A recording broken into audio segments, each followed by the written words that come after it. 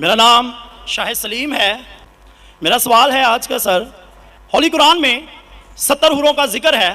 मेरा पहला सवाल ये है कि उन 70 हूरों का आसमान पर क्या पर्पज़ है जो हमारे भाइयों को मिलेंगी।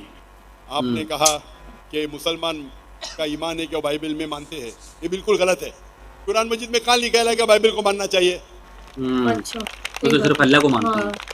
अपने आप उनके सवाल में इतने गलतियां थे, मैं सवाल दोहराऊंगा। मुसलमान का ईमान है कि वो बाइबल में मानना चाहिए, ये लफ्ज बाइबल कुरान मजीद में है ही नहीं, नंबर 1।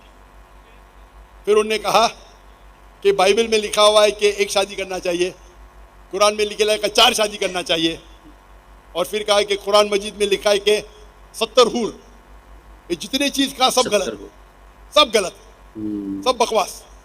नंबर 1, आप मुझे बताइए कुरान में कहाँ लिखेला है कि बाइबल को मानना चाहिए? कुरान में लिखा हुआ है कि इंजील को मानना चाहिए, बाइबल नहीं। आपकी जो बाइबल है वो इंजील नहीं है।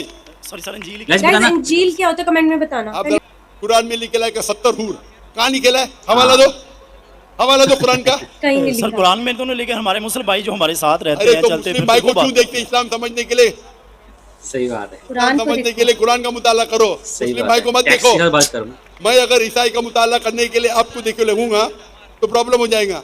इसीलिए तो मैं जानता हूँ ईसाई मजहब क्या है। मैं आपको देख के थोड़ी ईसाई मजहब समझ रहा हूँ। मैंने सही तकरीर में बात कह है, चुका हूँ, बिल्कुल सही। मजहब समझने के लिए मजहब की किताबों का मुताला करो। बिल्कुल आप किधर भी किसकी भी बात आके बड़े मजमे में सवाल करते, 50,000 लोग सही आंसर दिया है इन्होंने। कम से कम तहकीक तो करो सवाल करने के पहले। चारों चीज आपने गलत की, ये बात सही है, टाइम उसका वेस्ट जवाब कर दिया आपने दे चुका हूँ। ये हदीस में लिखा है वो अलग चीज है, कुरान में नहीं लिखा है, उसका जवाब मैं दे चुका हूँ।